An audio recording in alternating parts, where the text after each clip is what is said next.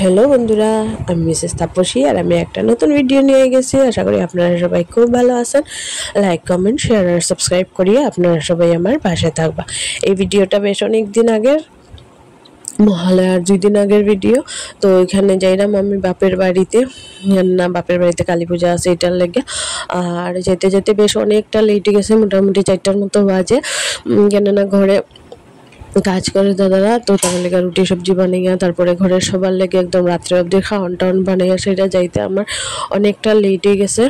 কেননা ঘরে অনেক কাজ, তো যার কারণে আমার যাইতে লেট হয়ে গেছে। তো কিচ্ছু করার নেই, বাড়িতে তো যাইতেই লাগবো, পূজা বলিয়া কথা।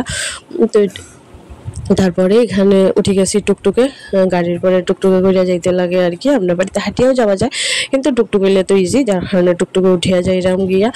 তাহলে তাড়াতাড়ি হইব, আর লেটও তো হয়ে গেছে অনেকটা।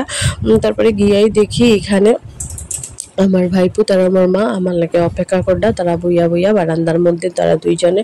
আর এটা তুলতুলের লেগে হ্যাঁ বাবার নতুন আনছে, মানে আমার দাদা নতুন আনছে এই চেয়ারটা। সব বাচ্চারার লাগেও তো এরকম আনা হয়, তো হের লাগেও আনা হয়েছে। আর তারপরে দিকে আর ভিডিও টিডিও করছি না, এটা পরের দিন দুপুরবেলার ভিডিও। তো মা এখানে আমার গোপালের প্রসাদ বানাইয়া দিছে না, আর আমি এখানে পাইছি তুলসী পাতা। আর আমার মাখা প্রসাদ খাইতে খুব ভালো লাগে।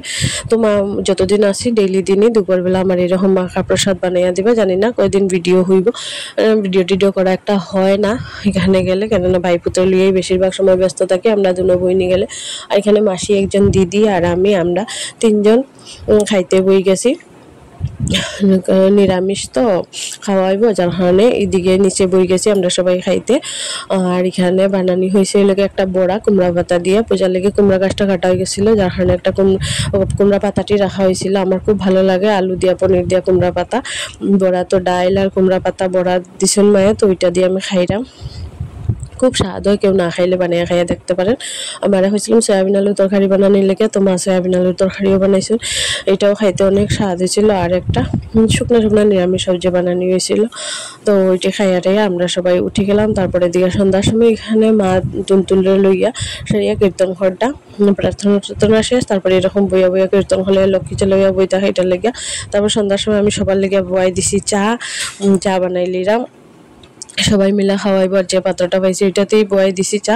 আমরা সবাই এখন চা খাইমু। আজকের ভিডিও এখানে শেষ করলাম, টাটা।